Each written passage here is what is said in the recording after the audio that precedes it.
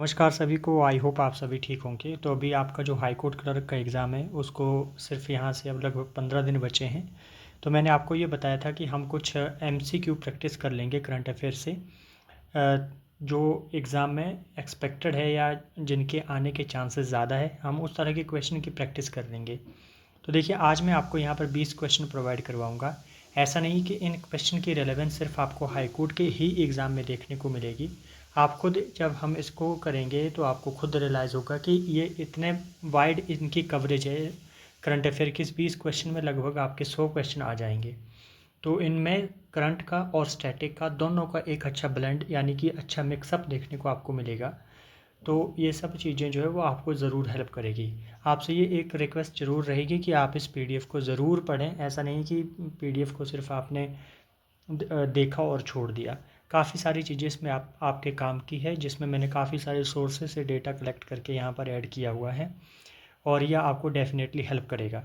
मैंने पीवाईक्यू के अकॉर्डिंग जो है वो यहाँ पर क्वेश्चन फ्रेम किए हैं, ताकि जैसे जैसे प्रीवियस ईयर में क्वेश्चन आए हैं उसके हिसाब से करंट अफेयर को रखा है। पहली चीज़ आपने अपने दिमाग में ये रखनी है कि देखिए, ये करंट अफेयर या हम पर्टिकुलर करंट अफेयर सेक्शन की बात करें तो ऐसा नहीं है कि अगर आप इस पे ज़्यादा फोकस करेंगे तो आप यहाँ पर पूरे क्वेश्चन ठीक कर सकते हैं। बिल्कुल भी नहीं। ये एक ऐसा सेक्शन है जहाँ पर आप एफ़र्ट ज़्यादा डालेंगे और हो सकता है कि रिज़ल्ट आपको मिनिमम दिखे। तो इसको वाइजली प्रेफर करना बहुत ज़रूरी है, क्योंकि टाइम का मिसमैनेजमेंट जो है वो आपको कहीं ना कहीं आपकी सिलेक्शन को रोक सकता है। तो इसलिए इस सेगमेंट पे ज़्यादा ध्यान आपने नहीं देना है। आपने फोकस करना है एचपीजी के, आपका रीजनिंग और कंप्यूटर, ये 3 सेगमेंट मिला कर के आपके यहाँ से जो है वो 70 क्वेश्चन बन जाते हैं और एक बहुत बड़ा चंक क्रिएट हो जाता है जो आपको जो है वो सेकंड स्टेज तक ले जा सकता है। तो इसलिए इस सेगमेंट को भी करना है, पर ऐसा नहीं है कि बहुत टाइम जो है वो इस सेगमेंट को देना है, क्योंकि करंट अफेयर में कुछ भी पूछा जा सकता है। ऐसा नहीं है कि कोई आप पर्टिकुलर मैगजीन पढ़ेंगे तो वहाँ से करंट अफेयर आ जाएगा। तो आज का हमारा जो पहला क्वेश्चन रहेगा, आपको खुद महसूस होगा जब हम इसको करेंगे कि इसमें कितनी सारी चीज़ें जो है वो काम की है और कितनी सारी चीज़ें जो है वो आगे चल कर के और एग्ज़ाम में भी आपको हेल्प करेगी। मैंने सिर्फ ऐसा नहीं कि सिर्फ मैंने हाई कोर्ट का टाइटल लगा दिया है तो ये हाई कोर्ट के लिए ही है। इसमें आप खुद रियलाइज़ करेंगे कि मैंने हर एग्ज़ाम को ध्यान में रखते हुए इसको प्रिपेयर किया है, ताकि हर एग्ज़ाम के पॉइंट ऑफ व्यू से ये बेनिफिशियल हो। क्वेश्चन नंबर फर्स्ट यहाँ पर आपको देखने को मिलेगा। आप कमेंट करिएगा आपका कितना स्कोर बना अगर आप अटेम्प्ट कर रहे हैं साथ में, कि which space agency launch the first 2 satellite of the Celeste यानी कि LEO PNT नेविगेशन कॉन्स्टेलेशन इन मार्च 2026।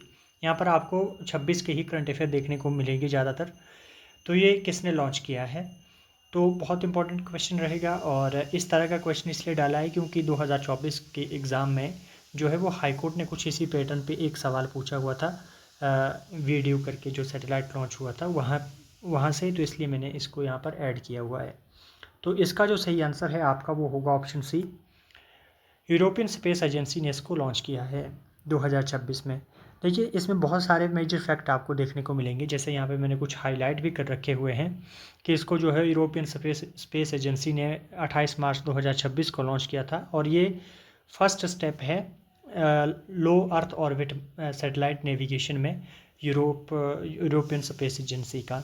अगर हम इसके लॉन्च व्हीकल और सैटेलाइट साइट की बात करें कि कहाँ पर इसको लॉन्च किया गया है और कौन सा लॉन्च व्हीकल था, तो इसमें रॉकेट लैब इलेक्ट्रॉन रॉकेट का यूज हुआ है, जिसे डॉटर ऑफ द स्टार भी बोला जाता है। और ये आपका माहिया पेनिनसुला न्यूजीलैंड से जो है इसको लॉन्च किया गया है। इसका ऑब्जेक्टिव क्या है, बहुत इंपॉर्टेंट है, ये किस लिए लॉन्च किया गया है। तो इसका पहला ऑब्जेक्टिव तो ये रहेगा कि ये जो आपका गैलीलियो जो है आप यूरोपियन स्पेस एजेंसी का एक और मिशन है, उसको जो है प्रोटेक्ट करेगा ये। क्वेश्चन नंबर, अगर इसमें हम देखिए ग्लोबल नेविगेशन सैटेलाइट की बात करें तो उसमें आपको देखिए इस तरह के क्वेश्चन आते हैं। GPS आपका USA से है, ग्लोनास आपका रशिया, गैलीलियो यूरोप से है, वीडियो चाइना से है, ये पहले पूछा जा चुका है। नेविक आपका इंडिया से हो, QZSS जापान से है। नेविक पे कितने क्वेश्चन आ चुके हैं, QJSS पे आपको याद हो कि 2023 में UPSC प्रीलिम्स में क्वेश्चन पूछा गया था। रीजनल नेविगेशन जैसे नेविक है, ये आपका डेवलप किया है इसरो ने। इसकी फुल फॉर्म है नेविगेशन विद इंडियन कॉन्स्टलेशन। तो इसमें जो कंसिस्ट है ये कॉम्बिनेशन होगा geo stationary and geo synchronize satellite का, और ये प्रोवाइड कराएगा आपको precise positioning over India and region extended 1500 kilometre around its borders. तो ये इसका जो है आपको थोड़ा सा ऑब्जेक्टिव भी पता लग गया और किस तरह से काम करेगा ये चीज़ें भी पता लग गई। जो क्वेसी जीनिथ सैटेलाइट सिस्टम है इसको डेवलप किया है जैक्सा यानी कि जापान की स्पेस एजेंसी ने। तो और ये जो है आपका एशिया पैसिफिक रीजन पर फोकस करेगा मेनली। तो ये कुछ important examination point of view से कुछ फैक्ट थे जो आपके लिए हेल्पफुल रहेंगे। इसमें दो टर्म एक और रहेगी, जैसे कि ऑर्बिट का यूज कैसे होता है और पीएनटी क्या है, ये आप खुद पढ़ लेना इसको।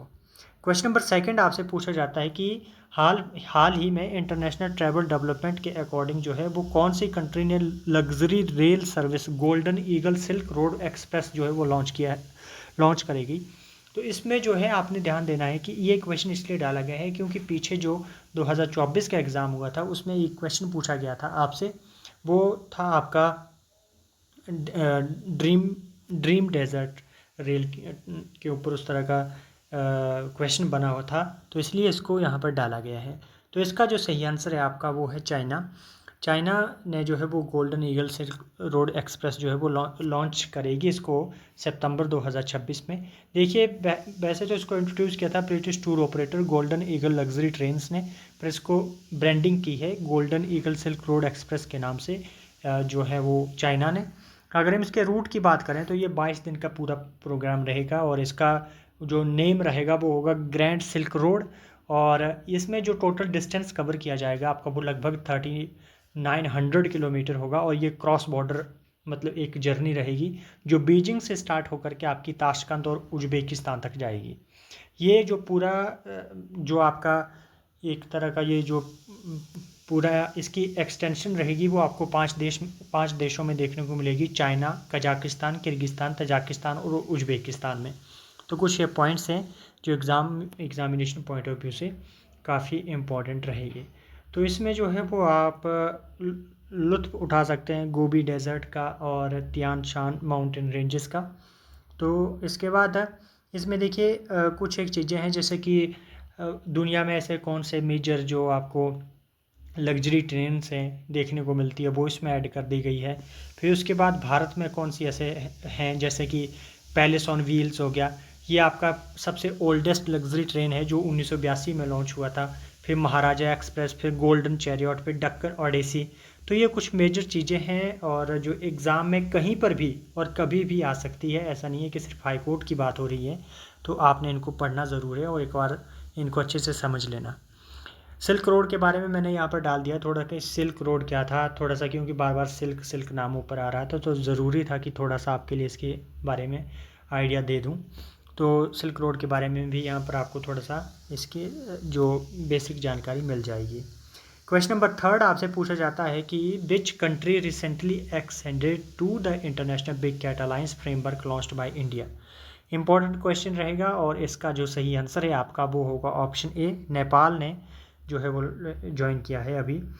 देखिए ऑफिशियली जो है वो नेपाल ने ही इसको 4 अगस्त 2025 में जो है इस एग्रीमेंट में आया था वो, पर इसकी रेलेवेंस आज तक भी है तो इसलिए जो है ये क्वेश्चन थोड़ा इंपॉर्टेंट हो जाता है। और इस तरह के जो क्वेश्चन होते हैं जैसे बायोडाइवर्सिटी के ऊपर या इन्वायरमेंटल रिलेटेड और सोशल इशू पे, वहाँ पे क्वेश्चन जो है बन सकते हैं, तो इसलिए मैंने इसको डाला कि ये थोड़ा सा क्वेश्चन इंपॉर्टेंट था। इसमें जो सबसे इम्पोर्टेंट रहेगा कि इंटरनेशनल कैट अलायंस क्या है। तो देखिए इसको लॉन्च किया था हमारे भारतीय प्राइम मिनिस्टर ने 23 अप्रैल 2023 में इसको, और on the occasion of 5th anniversary of project tiger. तो आप मुझे कमेंट करके बताएंगे कि प्रोजेक्ट टाइगर कब लॉन्च हुआ था। इसके बाद देखिए इसका हेडक्वार्टर आता है आपका दिल्ली में, और इसकी जो नोडल एजेंसी है वो है national tiger conservation authority NTCA, जो ministry of environment, forest and climate change के अंडर काम करती है। इसमें जो है वो आपके 7 मेजर बिग कैट स्पीसीज आती है जिनको प्रोटेक्ट करने की बात की जाती है, जैसे कि tiger, lion, leopard, snow leopard, cheetah, jaguar और साथ में पूमा। इनमें से जो 7 जो बिग कैट्स है उसमें से आपको 5 जो है वो भारत में देखने को मिलते हैं, और इसमें से जैसे जैगुआर हो गया और प्यूमा हो गया, ये आपको जो अमेरिका में देखने को मिलते हैं बेसिकली। उसके बाद अगर हम बात करें, देखिए 2026 में जो समिट होगा तो इंडिया इसको होस्ट करेगा, और first international big cat alliance summit जो है वो न्यू दिल्ली में आपका जून 1-2 2026 को जो है वो हुआ है। तो ये इसलिए भी इम्पॉर्टेंट है। और इसकी मेंबरशिप की बात करें तो हम इसमें टोटल जो है वो 26 मेंबर कंट्रीज़ हैं, जिसमें India, Nepal, Kenya, Bhutan, Russia और मलेशिया सब आते हैं। इसमें 5 देश जो हैं वो ऑब्जर्वर नेशन है, जैसे कजाकिस्तान हो गया, नामीबिया, थाईलैंड, इक्वेडोर और वियतनाम। तो देखिए इतना जो है डीपली हाईकोर्ट तो नहीं पूछता है, पर ऐसा तो नहीं है कि आप हाईकोर्ट का ही एग्ज़ाम देंगे।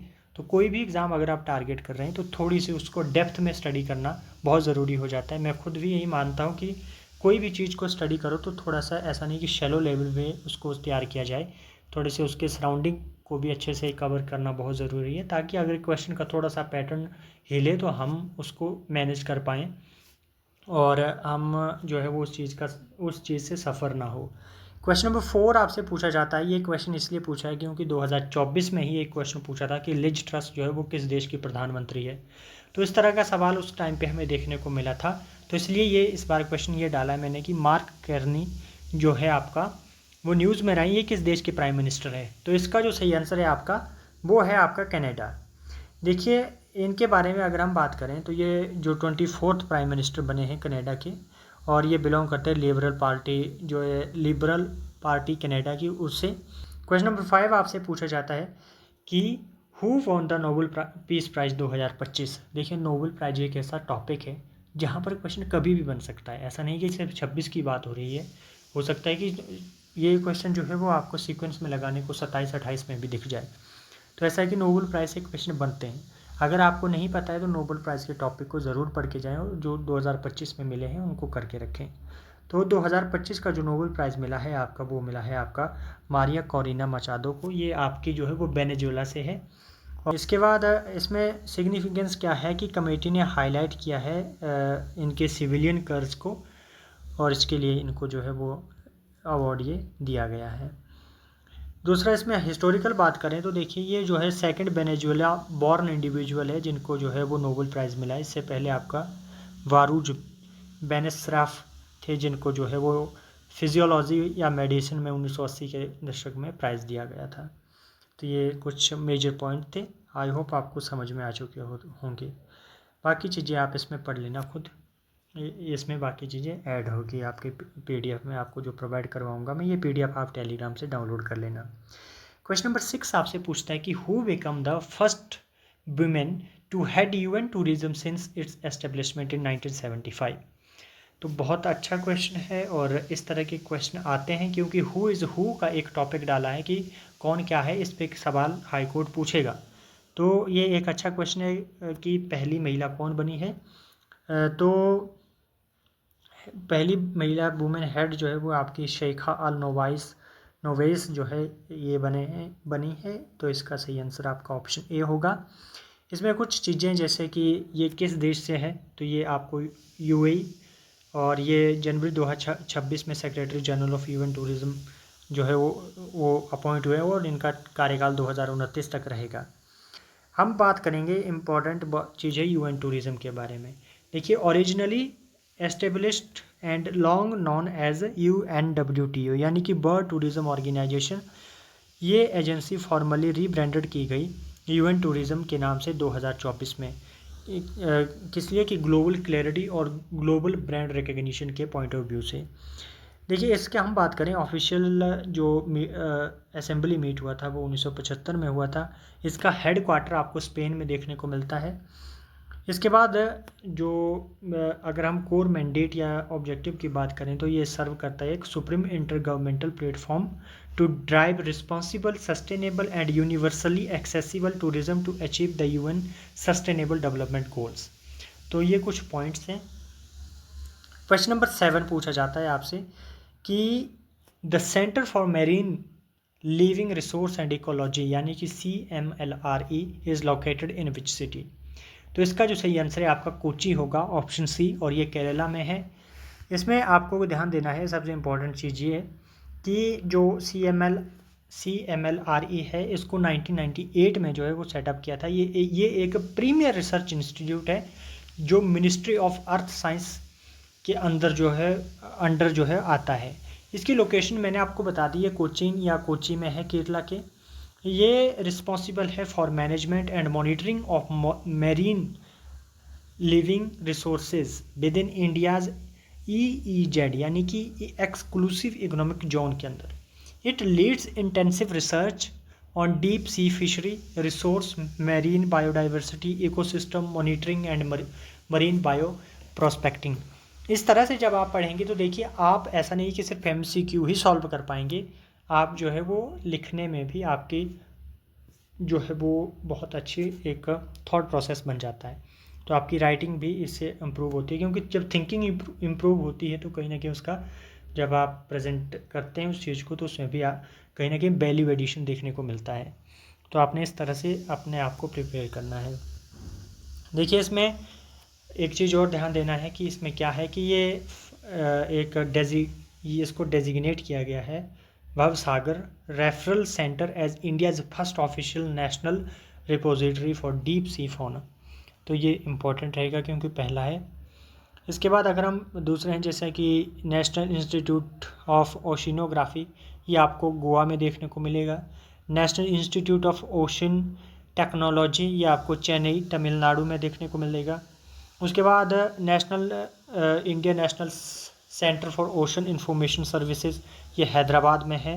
National centre for polar and ocean research, ये वास्को डी गामा गोवा में आपको देखने को मिलता है। और ये इम्पॉर्टेंट इसलिए है क्योंकि ये मैनेज करता है अंटार्कटिका, आर्कटिक और सदर्न ओशन एक्सपेडिशन को, जिसमें भारतीय मैत्री रिसर्च स्टेशन भी हमारे आते हैं। Central marine fisheries research institute आपका कोची में आता है। तो इसको आपने ध्यान रखना है और इस तरह से प्रिपेयर करना है। जब भी आप प्रिपेयर करते हैं तो एक हॉलिस्टिक अप्रोच को साथ लेकर के चलना है। ऐसा नहीं है कि वन लाइनर पढ़ा और छोड़ दिया उसको। इससे थोड़ी सी आपका जो है वो एक पर्सपेक्टिव भी वाइड होता है और क्वेश्चन को हैंडल करने में भी आपको आसानी होगी। क्वेश्चन नंबर 8 आपसे पूछा जाता है कि कौन सी जो अभी 9th इंडियन ओशन कॉन्फ्रेंस हुई है वो किस देश में हुई है। तो इसका जो सही आंसर है वो होगा आपका मॉरिशस। ऑप्शन सी इसका करेक्ट आंसर है। देखिए, अगर हम वेन्यू की बात करें तो ये पोर्ट लुइस जो कैपिटल है मॉरिशस की, वहाँ पर हुई है। और ये फर्स्ट टाइम हुआ है कि किसी अफ्रीकन कंट्री ने जो है वो इंडियन ओशन कॉन्फ्रेंस को होस्ट किया है। इस बार की जो थीम रही है वो रही है आपकी collective stewardship for Indian Ocean governance. तो इसके बाद इसमें क्या चीज़ रहेगी कि ऑर्गेनाइजिंग बॉडी कौन थी। तो इसमें जो ऑर्गेनाइजिंग बॉडी थी वो थी आपकी new Delhi based think tank India foundation, और उन्होंने कोलैबोरेट किया था मिनिस्ट्री ऑफ एक्सटर्नल अफेयर से और गवर्नमेंट ऑफ मॉरिशस से। इसमें क्या हाईलाइट क्या है मेजर, कि इसमें जो मालदीव है उसने इसको अटेंड नहीं किया था। क्योंकि उनके जो मॉरिशस के साथ चागोस आइसलैंड है उसको लेकर के जो डिस्प्यूट चला हुआ है उस वजह से, बस इतनी सी बात है। क्रोनोलॉजी समझे इसकी। फर्स्ट कब हुआ, सिंगापुर में। दूसरा आपका कोलंबो। तीसरा हनोई। चौथा मालदीव्स में। पांचवा आबू धाबी में। छठा ढाका में होता है। फिर सातवां पर्थ में। और आठवां ओमान में। नौवां आपका मॉरिशस में। यानी कि इंडिया ने अभी तक इसको होस्ट नहीं किया है। और आज तक का सबसे जो मतलब जैसे कि ये तो बाकी तो कंट्रीज़ आपको प्रशांत महासागर में ही, जैसे कि इंडियन ओशन में ही देखने को मिलती है आसपास, पर सबसे जो अगर फारदेस्ट की बात करें तो पर्थ में, ऑस्ट्रेलिया में इसको जो वो इसकी एक कॉन्फ्रेंस हुई है 2024 में। उसके बाद इसमें इंडिया की जो कोर डॉक्ट्रिन्स है वो देखिए, एक तो सागर विजन है जिसे भारत सरकार ने 2015 में लॉन्च किया था, और SAGAR stands for security and growth for all in the region. और ये एक फ्लैगशिप मैरीटाइम सिद्धांत है जिसका एम है इकोनॉमिक एंड सिक्योरिटी कोऑपरेशन का। इसमें नेट सिक्योरिटी प्रोवाइडर है इंडिया, जो है वो नेट सिक्योरिटी प्रोवाइडर की तरह काम करता है। क्वेश्चन नंबर 9 आपसे पूछा जाता है कि इन land water transport is proposed on Umiam lake. देखिए, उमियम लेक अपने आप में ही एक बहुत अच्छा टॉपिक है, मतलब बहुत यहाँ से क्वेश्चन काफ़ी बार पूछा जाता है। तो इसका जो सही आंसर है आपका वो उमनगॉट रिवर या उमनगॉट रिवर बोल लीजिए आप, उसके ऊपर जो ये आपका इनलैंड वाटर ट्रांसपोर्ट होगा वो प्रपोज्ड है। इसमें आपने ध्यान देना है कि ये प्रोजेक्ट जो है वो आपका वो ministry of ports shipping and waterways जो है वो इसको हैंडल करेगा। अगर हम नेशनल वाटरवेज स्टेटस की बात करें तो इसको NW106 या NW नेशनल वाटरवेज 106 का नाम दिया गया है। इसका ऑब्जेक्टिव ये रहेगा कि इंट्रोड्यूस करेगा solar electric hybrid passenger boats को, सस्टेनेबल सस्टेनेबल इको टूरिज़्म को, और उस साथ में आपका modern floating jetty to upgrade local trade, passenger connectivity and water sports, इस तरह की चीज़ें उसमें रहेगी। देखिए उमन गौत रिवर जो है ये भारत और बांग्लादेश के बीच में है। ये एक क्रिस्टल क्लियर रिवर है और भारत की सबसे क्लीनेस्ट रिवर इसको माना जाता है। उमियम लेक की बात करें तो ये एक मैसिव मैन मेड रिजर्वॉयर है जो 15 किलोमीटर में फैला हुआ है, 15 किलोमीटर है शिलोंग से। ये जो है वो 1960 में बना था। उमियम रिवर के ऊपर जो एक हाइड्रो इलेक्ट्रिक प्रोजेक्ट जो है वो सेटअप किया गया था।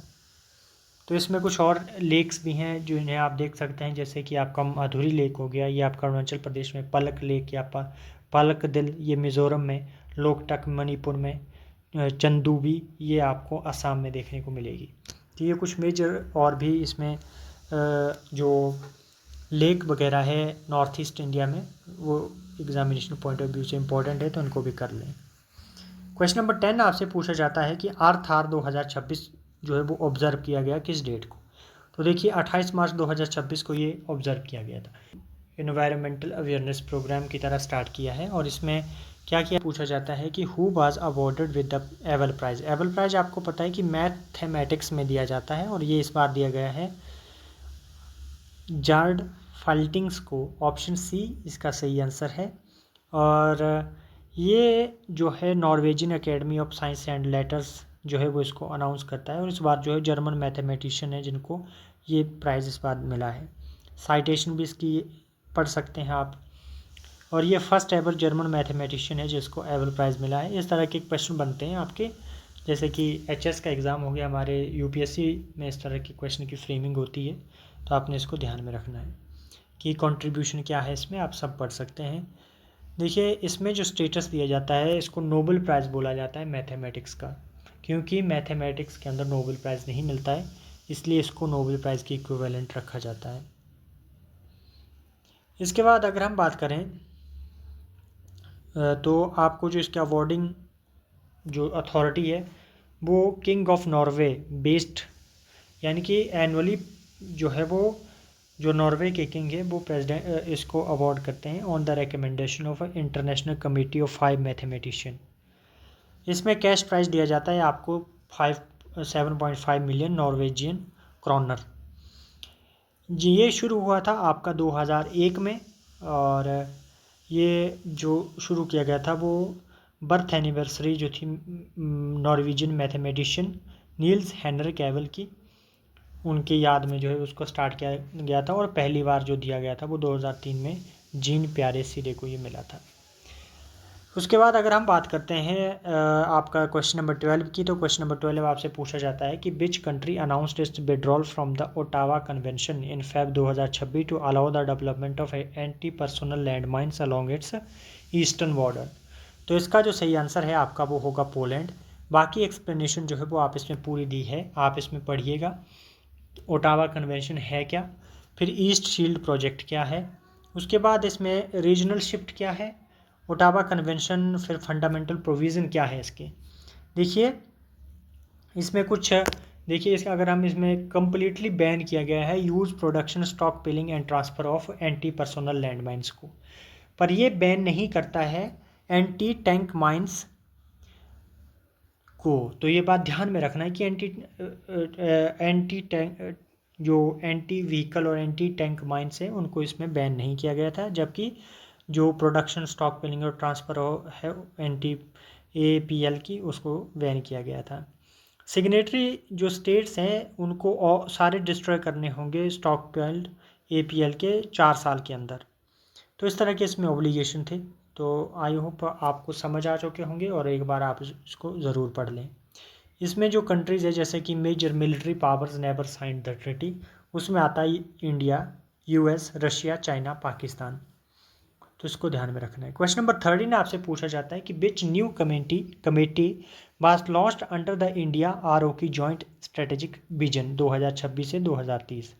तो इसका सही आंसर है आपका option B, India republic of Korea industrial cooperation committee. Option B इसका करेक्ट आंसर होगा। इसमें क्या चीज़ है कि इसको लॉन्च किया गया अप्रैल 2026 में। इसमें क्या मैकेनिज्म क्या है, इसमें कोर सेक्टर क्या क्या कवर किए गए हैं इसमें, जैसे कि semiconductor, automobile, ship building, chemicals and telecommunication equipments, ये सब चीज़ें इसमें आएगी। बायलैटरल ट्रेड जो है उसको लेकर के यहाँ पर कुछ जैसे कि उसको अपलिफ्ट किया जाएगा और $50 मिलियन तक 2030 तक पहुँचाया जाएगा। तो इसको लेकर के कॉम्प्रिहेंसिव इकोनॉमिक पार्टनरशिप एग्रीमेंट हुआ। इंडिया साउथ कोरिया के रिलेशन की बात करें तो देखिए दोनों जो है इंडिया जो है वो इंडिया की जो एक्ट ईस्ट पॉलिसी है, देखिए ये एक क्वेश्चन जो है वो तो अभी का जो सेट का एग्ज़ाम हुआ है पॉलिटिकल साइंस में, ये अभी आया हुआ है 2026 में। तो इस तरह की चीज़ों पे नज़र रखनी है और इस तरह के पॉइंट्स को आपने ज़रूर करके चलना है।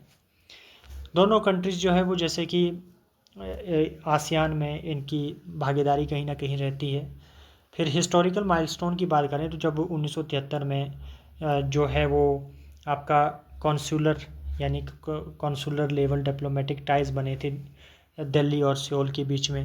2010 में India Korea comprehensive economic partnership agreement जो है वो उसको इम्प्लीमेंट किया गया था।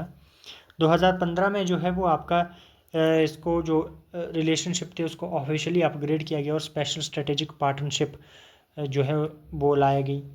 फिर कोरियन वॉर कनेक्शन अगर हम बात करें, इंडिया ने जो 6th parachute field ambulance unit provide करवाई ड्यूरिंग कोरियन वॉर 1955 से 1953 में। तो कुछ इस तरह की चीज़ें इसमें रहती है और आपको आई होप ये भी क्लियर हो चुका होगा। इसमें industrial cooperation committee, India Korea digital bridge, ISRO, KASA working group, nodal agency क्या होगी, फोकस एरिया क्या होगा, आप पढ़ सकते हैं इसको।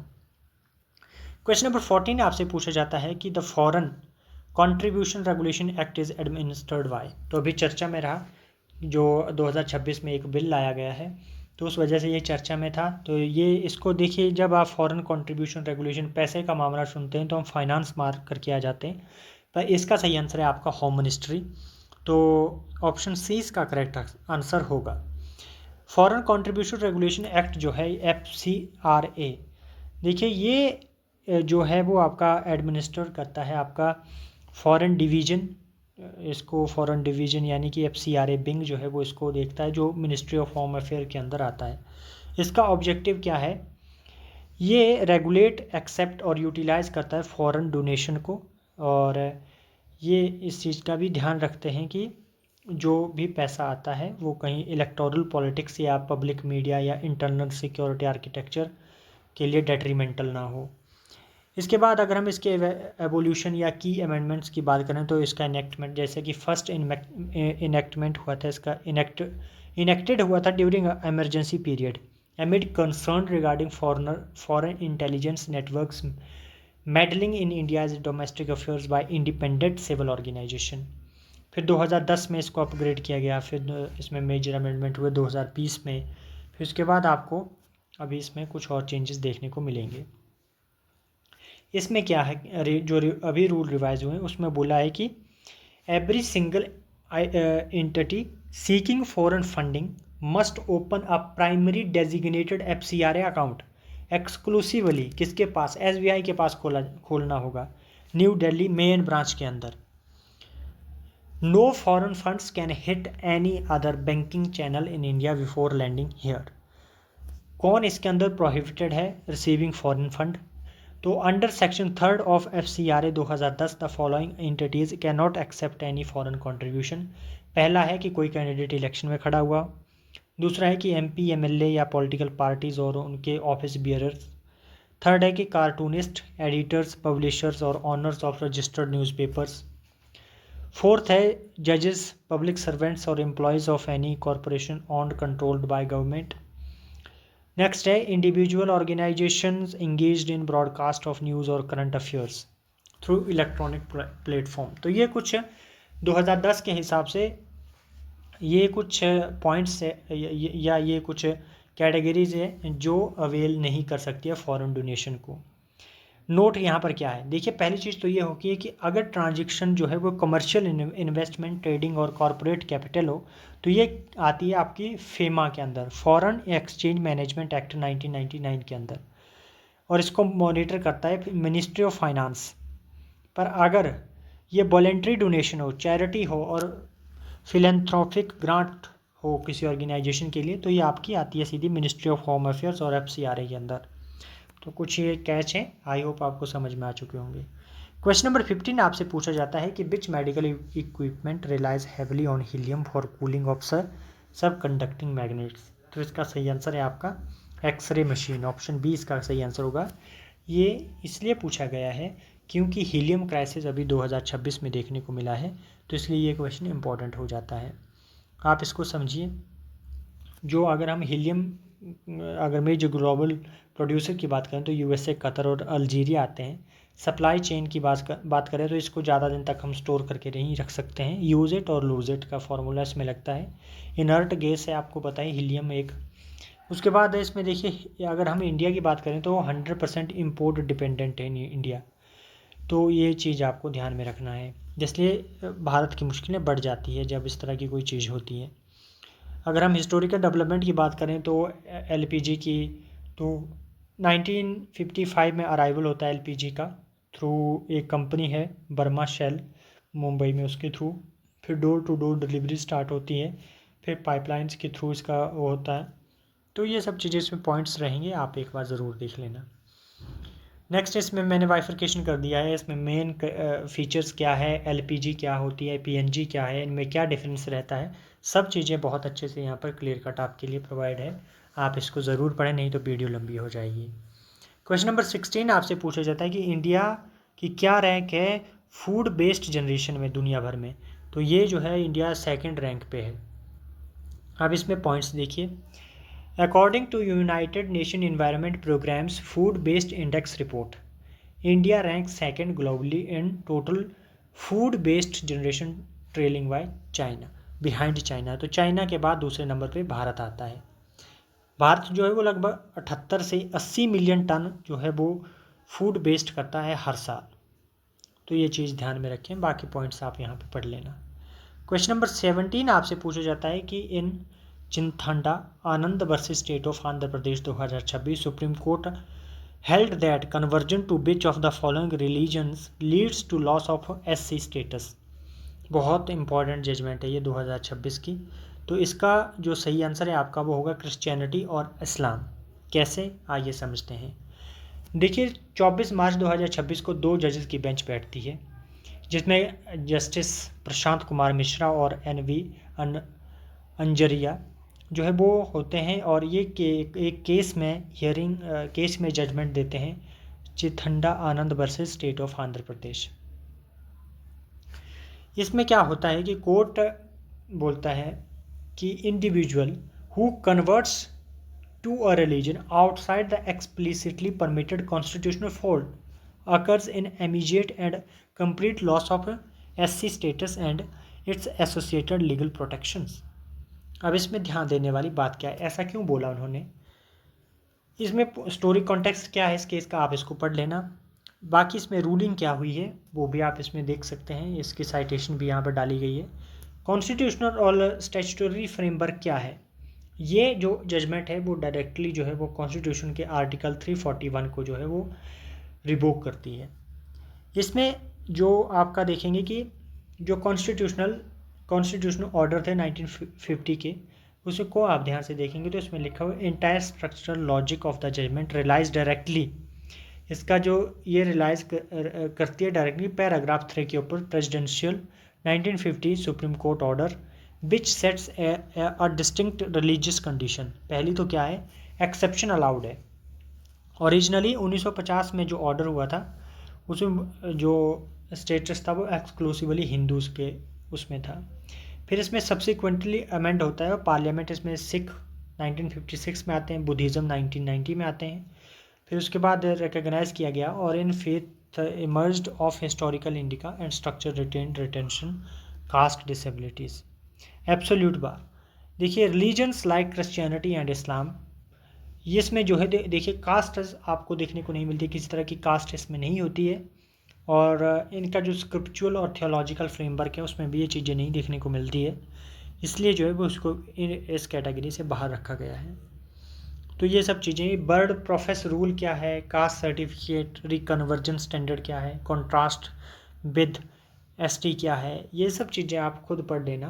पर आपको मोटा मोटा सा आइडिया हो चुका होगा कि क्रिश्चियन और इस्लाम को जो है वो फिर ऐसा क्यों माना जाता है कि जब आप इन दो धर्मों के अंदर चले जाते हैं तो आप जो है वो SC या ST का स्टेटस खो देते हैं। इसकी वजह यह है कि जो कास्ट बाइफर्केशन है बाकी धर्मों में आपको देखने को मिलता है। पहले तो इसमें सिर्फ हिंदू ही था, हिंदुइज़्म ही था, पर बाद में इसमें एडिशन हुआ है कुछ धर्म का। तो ये बात आपको समझ में आ चुकी होगी। क्वेश्चन नंबर 18 आपसे पूछा जाता है कि राजा रवि वर्मा की एक पेंटिंग बिकी है 167.2 करोड़ में सैफ्रोनाट ऑक्शन 2026 में। तो ये बताना है आपने कौन सी पेंटिंग है उनकी। तो इसका सही आंसर है आपका ऑप्शन सी, यशोदा और कृष्णा की पेंटिंग है। ये देखिए मुंबई में ये बिकी है और लगभग 18 मिलियन इसकी प्राइस इसका मिला है। और इसको परचेज़ किया है आपका डॉक्टर साइप्रस एस पूनावालिया ने, जो फाउंडर है सीरम इंस्टीट्यूट ऑफ इंडिया के। अगर हम राजा रवि वर्मा की बात करें तो इनका जन्म जो है वो आपका किली मैन्नूर केरला में होता है। और ये इनको पैट्रोनिज किया जाता है महाराजा त्रावणकोर के द्वारा। इनको father of modern Indian art भी बोला जाता है। इन्होंने जो है वो फोकस किया यूरोपियन एकेडमिक रियलिज्म यानी कि oil painting techniques, lighting and 3D depth के ऊपर। इनके बहुत सारे पेंटिंग आपको देखने को मिलेंगे, जैसे कि Harish Chandra Shakuntala, looking back to pretend to remove a thorn from her foot, Damayanti and swan, Harish Chandra's distress, lady in moonlight और जटायुवध। ये सब जो है वो इनके बनाए हुए चित्र हैं। तो आई होप ये भी आपको क्लियर हो गया होगा। क्वेश्चन नंबर 19 आपसे पूछा जाता है कि मिशन मित्रा जो है वो इसरो ने किस लोकेशन पे लॉन्च किया है। तो ये आपका लॉन्च हुआ लेह में। देखिए श्रीनगर और लेह थोड़ा सा कंफ्यूजिंग हो सकता है, पर इसका सही आंसर है लेह। तो इसको लॉन्च किया है आपका लद्दाख लेह के अंदर। और मित्रा स्टैंड्स करता है mapping interoperable trades and response assessment. इसको लॉन्च किया है आपका इसरो और Indian air space institute of aerospace medicine IAM ने। ले को ही क्यों चुना है? तो देखिए एक तो ले जो है वो हाई एल्टीट्यूड के ऊपर है और ideal natural space flight analogue है यहाँ पर, तो इसलिए ये इम्पोर्टेंट है। यहाँ पर 3 टर्म्स बहुत इंपॉर्टेंट रहेगी। एक है हाइपोक्सिया, फिर दूसरा है आपका एक्सट्रीम लो टेम्परेचर, तीसरा है फिजिकल एंड मेंटल आइसोलेशन। तो ये कुछ पॉइंट रहेंगे, आप इनको ज़रूर पढ़ लेना। लास्ट क्वेश्चन है आपका कि Menaka Guruswamy become India's first openly queer members of parliament after taking oath. तो इन्होंने राज्यसभा की शपथ ली है। तो देखिए मेनका गुरुस्वामी जो है इनका बहुत बड़ा रोल रहा था 2018 में। ये सुप्रीम कोर्ट के जो है वो सीनियर एडवोकेट हैं। इनका जो आपको 377 जो LGBT का केस था या होमोसेक्सुअलिटी को जो इन्होंने जो है वो डीक्रिमिनलाइज करने में इनका बहुत बड़ा रोल रहा था। तो इनके बारे में आप पढ़ सकते हैं। ये पहले जो है वो MP बने हैं। तो जो केस था आपका वो याद होगा आपको, नवतेज सिंह जौहर वर्सेस यूनियन ऑफ इंडिया, जिसमें सुप्रीम कोर्ट ने जो था वो रीड डाउन किया था सेक्शन 377 को और डीक्रिमिनलाइज किया था होमोसेक्सुअलिटी को। तो ये पहले जो है वो LGBTQ पार्लियामेंटेरियन बन गए हैं हमारे भारत में। तो ये कुछ इंपॉर्टेंट फैक्ट थे। आई होप आपको समझ में आ चुके होंगे। आपकी कुछ हेल्प हुई हो तो ज़रूर कमेंट करें। Thank you.